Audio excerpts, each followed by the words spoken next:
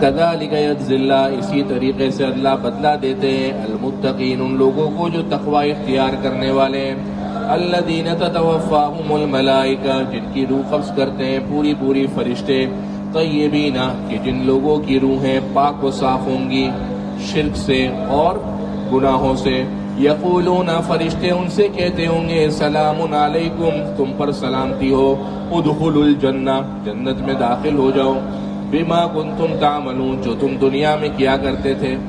کتنا ہی اچھا منظر ہوگا کہ روح قبض کرنے کے لیے فرشتے آئیں، اور جب روح قبض کرنے لگیں تو آپ کو آپ کا منظر دکھائیں کہ دیکھو جنت تمہاری منتظر ہے۔ آدمی 70 سال تک اگر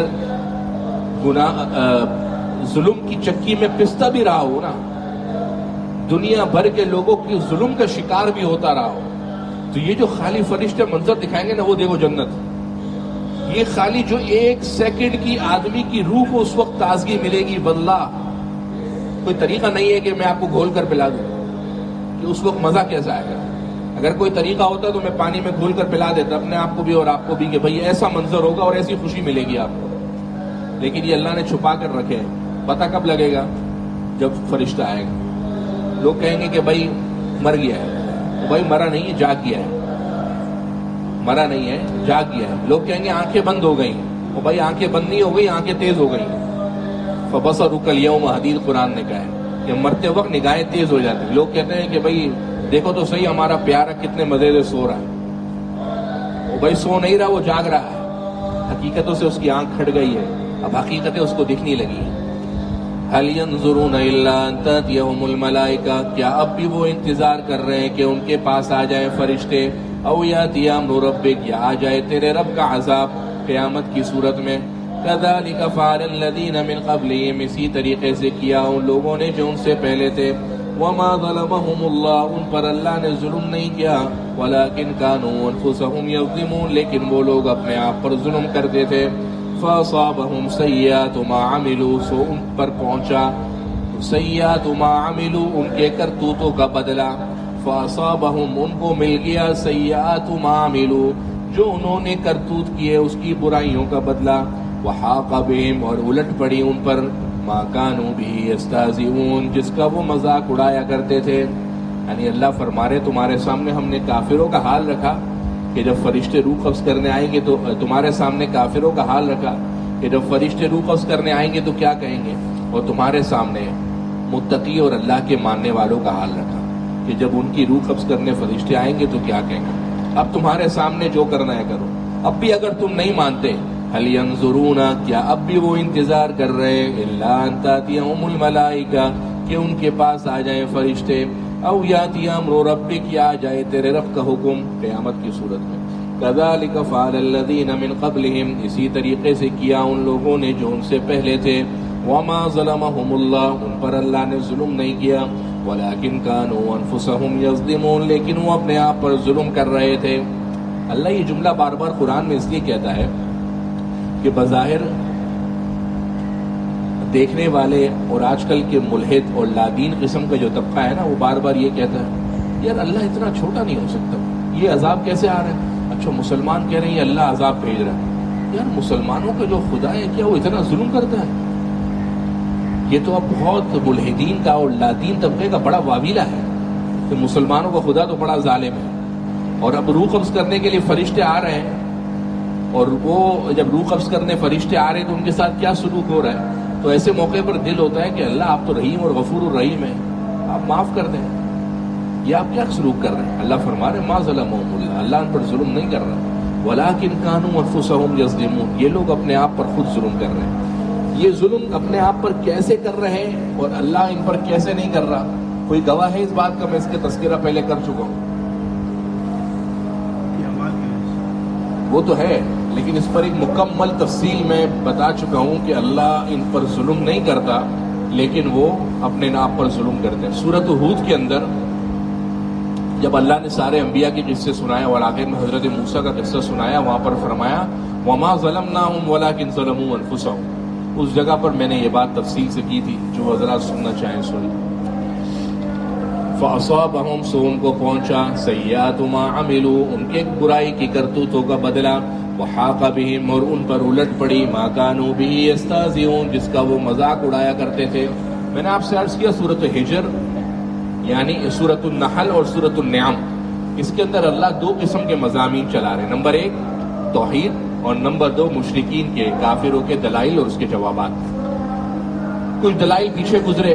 ایک اور ان کا سوال اللہ تعالیٰ اعتراض بتا رہے ہیں. ان کا اعتراض یہ ہے کہ یار دیکھو اچھا بعض اعتراض اب دیکھنے کے اندر بڑے بہترین اور خوشنما ہو گئے اور ایک عام شخص جس کے پاس ایمان کی حقیقت دل کے اندر رچی بسی بھی نہ ہو نا وہ بعض اوقات انہی اعتراض کے جھنجھٹ میں آ جاتا ہے. اب یہ اعتراض بظاہر دیکھنے میں کتنا رنگ و روغن اور کتنا مزین لگ رہا ہے سنیے گا. اعتراض یہ ہے کہ یار دیکھو اگر اللہ چاہتا تو ہم اس کے ساتھ شریک نہیں کرتے نا. تم کہتے ہو کہ تمہارا خدا ہر چیز پر قادر ہے. صحیح بات ہے. جب تمہارا خدا ہر چیز پر قادر ہے تو تمہارا خدا ہم کو مجبور کرے کہ ہر ہم اس کی عبادت کریں. جب ہم شریک اللہ کے ساتھ ٹھہرا رہے ہیں اور ہمیں اللہ کچھ نہیں بول رہا ہم تو شریک ٹھہرا رہے ہیں اس کا مطلب اللہ اس بات کو گویا جواز کا موقع فراہم کر رہا ہے کہ ہم شریک ٹھہرا رہے سے. یہ ان کا اعتراض تھا. کیا اعتراض؟ وقال الذین اشرکوا کہا ان لوگوں نے جنہوں نے شرک کیا لو شاء اللہ اگر اللہ چاہتا ما عبدنا من دونی ہم عبادت نہیں کرتے اللہ کے علاوہ من شیء کسی کی بھی نحن نہ ہی ہم ولا آباؤنا اور نہ ہی ہمارے آبا و اجداد ولا حرمنا من شیء اور نہ ہی ہم حرام قرار دیتے کسی چیز کو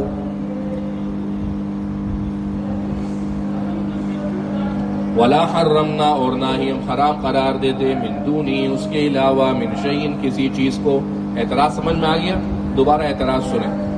وقال الذین اشرکوا کہا ان لوگوں نے جنہوں نے شریک کیے لو شاء اللہ اگر اللہ چاہتا ما عبدنا تو ہم عبادت نہیں کرتے من دونی اس کے علاوہ من شیء کسی کی نحن نہ ہی ہم عبادت کرتے ولا آباؤنا اور نہ ہی ہمارے آبا و اجداد عبادت کرتے ولا حرمنا من دونه من شیء اور نہ ہی ہم حرام قرار دیتے اس کے علاوہ کسی چیز کو. کیا خیال تھا کافروں کے اس اعتراض کا کیا جواب اللہ کی طرف سے آتا؟ لیکن بھائی کچھ جگہوں پر اگنور بھی کرنا چاہیے. ہر بات کا جواب نہیں ہوتا. ہر بات کا جواب نہیں ہوتا. اللہ نے قرآن میں فرمایا کہ جب جاہل تم سے زیادہ بات کرنے لگے نا تو جاہل کے ساتھ بات کرو گے تو فائدہ نہیں ہے تمہاری جہالت ہوگی. جاہل کو جواب دینے کا طریقہ یہ ہے کہ خاموشی سے نکل جائے خاموش رہو. اب یہ کافروں کا اعتراض بظاہر بڑا کتنا خوش نویس لگ رہا ہے کتنا بہترین قسم کا اعتراض لگ رہا ہے. ساری کی ساری ٹوپی اللہ پر ڈال دی یعنی کہہ رہے ہمارا تو کوئی قصور ہی نہیں ہے جو ہے قصور اللہ کا. اللہ چاہتا تو ہم نہ کرتے اللہ چاہ رہا ہے جبھی تو ہم کر رہے ہیں. یہ اعتراض اتنا زیادہ بے ڈھنگا ہے اتنا زیادہ بدیہی البطلان ہے. بدیہی البطلان کا مطلب جس کا خراب ہونا جس کا جھوٹ اور باطل ہونا واضح ہے. مجھ سے احمد رفیق صاحب کہنے لگے کہ بھائی اس وقت دن ہے کہ رات ہے تو میں اس سے کہوں کہ بھائی دیکھوں باہر کی طرف اور کہوں دن ہے تو احمد صاحب کہیں کہ حضرت آپ کی بات تو قابل قبول ہے لیکن کوئی دلیل تو دو اس پر کہ دن ہے. تو میرے پاس کوئی دلیل ہوگی؟ میں کہوں گا بھائی بدیہی چیزوں پر دلیل نہیں ہوتی. وہ چیز جس کو پوری دنیا دکھ رہی ہے اور دنیا کے سامنے ہے کہ ابھی رات نہیں ہے دن ہے اس کی دلیل میں کاہے کو پیش کروں؟ یہ تو تمہاری عقل کا قصور ہے کہ تم کو دن نہیں رات دکھ رہی ہے میں دلیل کہاں سے لاؤں گا؟ تو یہ اعتراض بظاہر دیکھنے میں بڑا اچھا ہے لیکن اتنا بے ڈھنگا اعتراض ہے کہ اللہ نے اس کا جواب ہی نہیں دیا. اللہ نے صرف ایک بات نبی کی تسلی کے لیے کہی كَذَلِكَ فَعَلَ الَّذِينَ مِنْ قَبْلِهِمْ. اے نبی تسلی رکھیے غم نہ کیجیے صبر کیجیے. ان سے پہلے جو قومیں آئی تھی انہوں نے بھی اس قسم کی باتیں کی تھی تو پھر کیا کریں؟ تبلیغ نہ کریں؟ نہیں. فَهَلْ عَلَى الرُّسُلِ إِلَّا الْبَلَاغُ الْمُبِينُ. رسولوں پر تو واضح طور پر پیغام پہنچا دینا ہے. حل استفہام کے لیے ہوتا ہے نا عربی زبان میں. یہاں پر حل زائدہ ہے یعنی استفہام کا معنی سوال نہیں ہوگا. فَهَلْ عَلَى الرُّسُلِ إِلَّا الْبَلَاغُ الْمُبِينُ. رسولوں پر تو واضح طور پر پیغام کو پہنچا دینا ہے. اور اس اعتراض کے باطل ہونے کی دلیل جواباً یہ ہے کہ جو قرآن میں تو اللہ نے نہیں دی. اس کا ایک ہم کو سیکھنے کو سبق یہ بھی ملا کہ ہر وقت ضروری نہیں ہے ہر بات کا آپ جواب بھی دو. کچھ چیزوں کو بھائی www.ignore.com بھی کیا کرو. ہر بات کا جواب دینا ضروری نہیں ہے. کچھ چیزوں کو بس سے پوچھ ڈالا کرو گے بھائی چھوڑو ان باتوں کو, اس سے کہ کیا کرو گے آپ اس سے بات. کہتے ہیں عربی زبان کا شعر ہے یخاطبنی السفیہ بکل قبح فاکرہ ان اکون لہ مجیبا یزید صفاحۃ وازید حلما کعود زادہ الاحراق طیبا. شاعر کہتا ہے یخاطبنی السفیہ بکل قبح کہ بے وقوف جاہل آدمی ہر وقت مجھ سے غلط قسم کی بات کرتا ہے. فاکرہ ان اکون لہ مجیبا, میں برا جانتا ہوں کہ یار میں کیا جواب دوں, کیونکہ اگر میں جواب دوں گا تو وہ ہے تو بے وقوف جاہل ہے. یزید صفاحۃ, اس کی بے وقوفی میں اضافہ ہوگا, اور میں جواب دوں گا تو وہ ازید حلما, میری بردباری میں اضافہ ہوگا. یہ ایسا ہی ہے کعود زادہ الاحراق طیبا. مغرب میں جو ادھر بخور جلتا ہے, جتنا بخور زیادہ جلاؤ گے اتنی خوشبو اچھی آئے گی کہ نہیں آئے گی؟ بس ایسا ہی ہے, لکڑی کو جتنا جلاؤ گے اس میں تو خوشبو ہی پھوٹے گی. تو اس کا جواب یہ ہے کہ ضروری نہیں ہے کہ ہر جاہل اور بے وقوف آدمی کو جواب بھی دیا جائے. اسی طرح عربی زبان کا ایک اور شاعر کہتا ہے اعرض عن الجاہل السفی, کہ جاہل بے وقوف شخص ہے اس سے اعراض کرو, اس کو ہر بات کا جواب نہ دو. فکل ما قال فهو فی, جو کہتا ہے وہ خود اسی کے اندر ہوتا ہے. جیسے ہمارے یہاں کہتے ہیں نا جو اس کے برتن میں ہوگا وہی نکالے گا, اسی طریقے سے.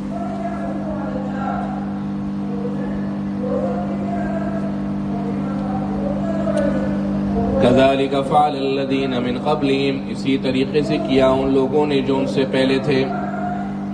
فهل على الرسل, اسی طریقے سے ایک اور شاعر کہتا ہے عربی زبان کا اذا نطق السفيه فلا تجبه فخير من اجابته السكوت فان كلمته فرجت عنه وان خليته كمدى يموت. کہ جب مجھ سے کوئی بیوقوف بات کرتا ہے تو جب تم سے کوئی بیوقوف بات کرے تو اس کو جواب نہ دو. اذا نطق السفیہ فلا تجبہ, جب بیوقوف تم سے کوئی بات کرے تو اس کو کسی بات کا جواب نہ دو. فخیر من اجابتہ السکوت, جواب دینے سے بہتر ہے خاموش رہو. کیوں؟ فإن کلمتہ فرجت عنہ, اگر تم نے اس سے بات کری تو وہ تم سے مزید دور ہی ہوگا, قریب نہیں آئے گا تمہارے. وَإِنْ خَلَّيْتَهُ كَمَدًا يَمُوتُ, اور اگر اس کو ایسے ہی چھوڑ دیا نا بھائی تمہاری بات کا جواب ہی نہیں دیتا, تو وہ اسی غوم اور خوف کے اندر مر جائے گا کہ یار یہ میں اس کے پاس بات کرنے جاتا ہوں یہ میرے کو جواب ہی نہیں دیتا. تو بے وقوفوں کی بات کا جواب نہیں دیا جاتا. لیکن ظاہر ہے کہ اس اعتراض ہمارے یہاں کہا تو جاتا ہے, لہٰذا اس اعتراض کا جواب صاف ظاہر ہے کہ بھائی دیکھو اللہ نے دنیا کو دارالامتحان بنایا ہے, تم کو کرنے کی بھی قدرت دی ہے, تم کو نہ کرنے کی بھی قدرت دی ہے. یہ ہاتھ میں اوپر کر سکتا ہوں, ہاتھ نیچے کر سکتا ہوں, یہ ہاتھ اوپر کر سکتا ہوں, ہاتھ نیچے کر سکتا ہوں. اگر میں یہ ہاتھ اوپر نہیں کر سکتا ہوتا اور اللہ کا حکم ہوتا کہ بھئی زبردستی اس کو اوپر کر دیا جائے, تو اگر پھر میں نہ کرتا تو میرے اوپر کوئی دلیل نہیں رہتی. میں کہتا یار میرے ہاتھ میں تھوڑی ہاتھ اوپر نیچے کرنا, یہ تو اللہ کا کام ہے. لیکن دنیا کے اندر اللہ نے ہر قسم کی آزادی دی ہے. آپ گناہ بھی کر سکتے ہو, نیکی بھی کر سکتے ہو. آپ فجر کی نماز کے لیے آ بھی سکتے ہو, نہیں بھی آ سکتے. آپ فجر کی نماز کے لیے آنا چاہو تو شیطان کے پاس اتنی مجال نہیں ہے کہ جیسے آپ مسجد میں داخل ہونے لگو وہ آپ کا بستر گوریا بند کر کے آپ گھر میں ڈال دیں. نہیں, آپ آؤ گے آنے دے گا. اور اگر آپ نہ آنا چاہو کہ یار آج مجھے نیند آ رہی ہے, آج میں بستر پر سو جاتا ہوں, آپ نہ آنا چاہو تو کسی فرشتے کے اندر اتنی قدرت اور مجال نہیں کہ آپ کو بستر سمیت اٹھا کر ادھر مسجد میں لے آئے کہ نہیں حاجی صاحب آپ کو تو نماز پڑھنی پڑے گی. یہ ہے دارالامتحان. اللہ نے سارے معاملات آپ کے سامنے واضح کر دیے, لیکن رستہ بتا دیا ہے کہ دیکھو مانو گے وہ رہی جنت, نہ مانو گے وہ رہی دوزخ. لہذا آپ یہ اعتراض کرنا کہ اگر اللہ چاہتا تو ہم اللہ کے ساتھ شریک نہیں ٹھہراتے, اس کا باطل ہونا اور اس کا خراب ہونا سمجھ میں آیا کہ بھائی یہ اللہ کا مسئلہ نہیں ہے. اللہ نے تو تم کو ہر چیز کی چھوٹ دی ہے, تم کو رستہ دکھلا دیا ہے, اما شاکرن و اما کفورا. بات ماننی ہے مانو, نہ ماننی نہ مانو. فمن شاء فلیؤمن ومن شاء فلیکفر, چاہو تو ایمان لے آؤ, چاہو تو نہ لاؤ. آگے ماننا ہے یا نہ ماننا وہ تمہارے اپنے کنٹرول اور تمہاری اپنی قدرت کے اندر. کذالک فعل, اسی طریقے سے کیا ان لوگوں نے الذین من قبلہم جو ان سے پہلے تھے. فہل علی الرسل, تو ہے رسولوں پر الا البلاغ المبین, واضح طور پر پیغام کو پہنچا دینا. وَلَقَدْ بَعَثْنَا فِي كُلِّ أُمَّةٍ رَسُولًا, تحقیق بھیجا ہم نے ہر امت کے اندر رسول. جتنی بھی امتیں دنیا میں آئی ہیں, جتنی بھی جماعتیں آئی ہیں, اللہ نے سب کے اندر رسول اور نبی اتارا. یہی وجہ ہے کہ بہت وثوق سے کہا جا سکتا ہے کہ پاکستان ہندوستان کے اندر بھی کسی زمانے میں اللہ کا کوئی نبی آیا ضرور ہوگا. اور اگر کوئی اللہ کا نبی نہیں آیا تو اللہ کے نبی کا کوئی نائب اور قاصد ضرور آیا ہو. پاکستان کی بات اس لیے کر رہا ہوں کہ یہ پہلے تقسیم ہند سے پہلے تو ہندوستان ہی تھا.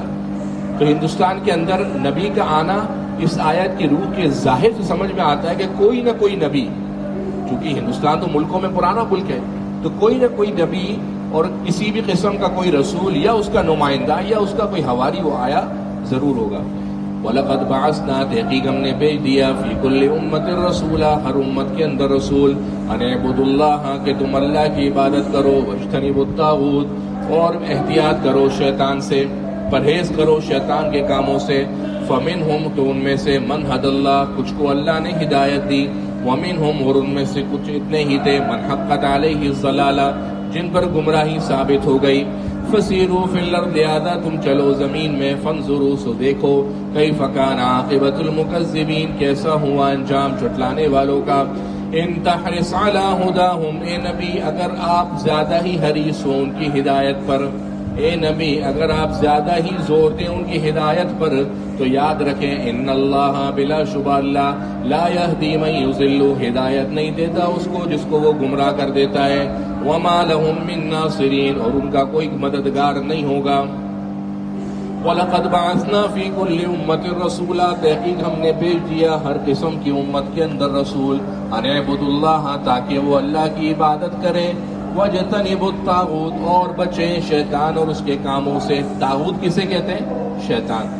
فَمِنْهُمْ، ان میں سے کتنے ہی تھے، مَنْ هَدَى اللَّهُ، جن کو اللہ نے ہدایت دی، وَمِنْهُمْ، اور ان میں کچھ اتنے ہی تھے، مَنْ حَقَّتْ عَلَيْهِ الضَّلَالَةُ، جن پر گمراہی ثابت ہو گئی. فَسِيرُوا فِي الْأَرْضِ، لہذا تم چلو زمین میں، فَانظُرُوا، اور دیکھو، كَيْفَ كَانَ عَاقِبَةُ الْمُكَذِّبِينَ، کیسا ہوا انجام ان لوگوں کا جو اللہ کی بات کو جھٹلانے والے ہیں. اب نبی کا دل بڑا ہوتا تھا کہ کاش سب مسلمان ہو جائیں، سب ہدایت کا تمغہ اپنے دل دماغ میں سجا لیں. تو اللہ فرما رہے ہیں نبی اگر آپ کو ان کی ہدایت پر اتنا ہی زور ہے نا، تو ہم آپ کو بتانا چاہتے ہیں کہ یہ وہ لوگ ہیں جن کو اللہ گمراہ کر چکا ہے، اور جن پر اللہ گمراہی کی مہر ثبت کر چکا ہے، اللہ ان کو ہرگز ہدایت نہیں دے گا. ان تحرص، اگر آپ کا زور ہے، علی ہداہم، ان کی ہدایت پر، تو یاد رکھیے ان اللہ، بلا شبہ اللہ، لا یہدی، ہدایت نہیں دیتا، من، اس کو، یضل، جس کو وہ گمراہ کر دیتا ہے. وما لهم من ناصرین، اور ان کا کوئی مددگار نہیں ہوگا. واقسموا باللہ جہد ایمانہم، اور وہ قسم کھاتے ہیں اللہ پر، قسم کھاتے ہیں اللہ کی، جہد ایمانہم، پختہ قسمیں، زوردار قسمیں. اللہ کے بارے میں اللہ کا نام لے لے کر وہ پختہ اور زوردار قسمیں کھاتے ہیں. وہ قسم کیا کھاتے ہیں؟ لا یبعث اللہ من یموت، کہ بھائی جو دنیا سے مر گیا اب مر گیا، یہ دنیا بس ایسی تھی، آؤ کھاؤ پیو اور گزر جاؤ. ما ہی الا حیاتنا الدنیا نموت ونحیا وما یہلکنا الا الدہر، دنیا بھی زندگی، ہم جئیں گے مریں گے اور ہم ہلاک ہو جائیں گے، تو بس زمانہ ہم کو یاد رکھے گا، بس یہی ہے، دوبارہ کھڑا وڑا نہیں ہونا. اور اس پر قسمیں کھاتے تھے، اور اللہ کی قسم کھانے کے ساتھ جہد ایمانہم، زوردار پختہ قسمیں کھایا کرتے تھے کہ لا یبعث اللہ من یموت، اللہ ہرگز اس کو نہیں اٹھائے گا جو مرے گا.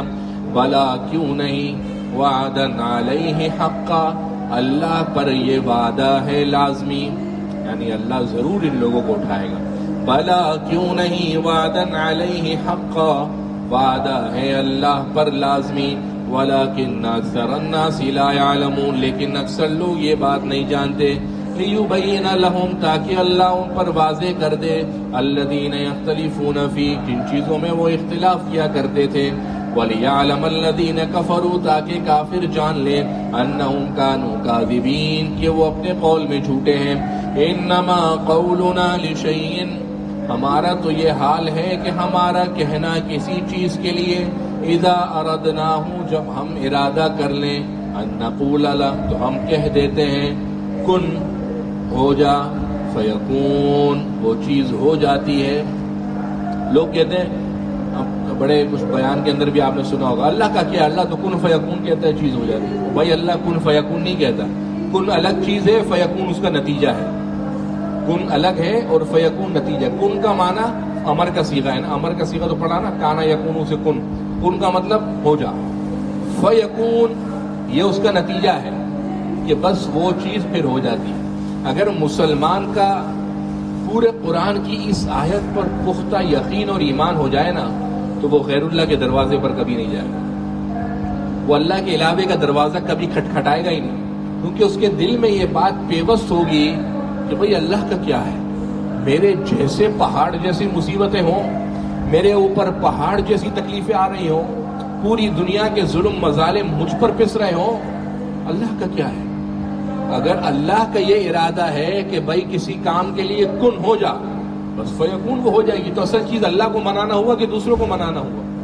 اللہ جب پوری دنیا کو بنانے کے لیے کن کا سہارا بھی نہیں لے سکتا۔ اچھا، دوسری بات یہ ہے کہ میں ذہن سے نکل نہ جائے کہ کن کیا اللہ واقعی کہتا ہے؟ ایسا نہیں ہے، یہ مجھے اور آپ کو سمجھانے کے لیے۔ انسانی عقل کی جتنی طاقت اور جتنی لمٹ ہے، اس کے پاس کم سے کم درجہ کسی چیز کو سمجھنے کے لیے ہے کہ کن ہو جائے، ورنہ اللہ کو کن کی بھی ضرورت نہیں ہے۔ یہ خالی مجھے اور آپ کو سمجھانے کے لیے، یہ آخری درجہ ہے سمجھانے کا، کیونکہ ہماری عقل میں جتنی لمٹ ہے اس کے اندر ہم کہیں کہ سوچے اور ہو جائے، تو عقل میں اتنی لمٹ نہیں ہے۔ تو عقل کی آخری لمٹ یہ ہے کہ کن، اللہ کہتا ہے کہ کن ہو جا، فیکون وہ ہو جاتی۔ حالانکہ اللہ کو کن کی ضرورت بھی نہیں ہے، کیونکہ اللہ کو تو صرف ارادہ ہے۔ اللہ کا کیا ہے؟ اذا ارادناہ، ارادہ ہے۔ تو مسلمان اگر صرف اس ایک آیت کے اوپر اپنا ایمان یقین زندہ کر لے کہ بھائی میں اپنے اللہ سے اپنے معاملات کلیئر کر لوں، میں اللہ سے اپنے تمام معاملات کا صلح صفایا کر لوں، غیر اللہ میرے سامنے سب ویسے ہی سر تسلیم خم ہو جائے، میرے معاملہ اگر اللہ سے ہی درست ہو جائے تو اللہ کے علاوہ جتنی مخلوق ہے سب میرے سامنے سرنڈر ہو جائے گی، کیونکہ مجھے راضی کرنا اللہ۔ واقسموا باللہ، اور وہ قسمیں کھاتے ہیں اللہ پر، جہد ایمانہم، زوردار قسمیں، لا یبعث اللہ من یموت، کہ اللہ ان کو نہیں اٹھائے گا جن کو موت دے دے گا، بلا کیوں نہیں، وعدن علیہ حقا، اللہ پر وعدہ ہے پکا لازمی، ولکن اکثر الناس لا یعلمون، لیکن اکثر لوگ یہ بات نہیں جانتے، لیبین لہم، تاکہ اللہ ان پر واضح کر دے، الذین یختلفون فی، جن چیزوں میں وہ لوگ اختلاف کر رہے ہیں، یعنی قیامت کا دن ہے ہی ایسے اس لیے کہ جن چیزوں میں اختلاف ہے لیبین، ان کے لیے ان کو واضح کر دے۔ اور دوسرا قیامت کا دن یہ ہے وَلِيَعْلَمَ الَّذِينَ كَفَرُوا، اور تاکہ اللہ کافروں کو بتا دے، جان لے کافر، أَنَّهُمْ كَانُوا كَاذِبِينَ، کہ وہ بہت جھوٹ بولتے تھے، یعنی وہ اپنی باتوں میں جھوٹے تھے۔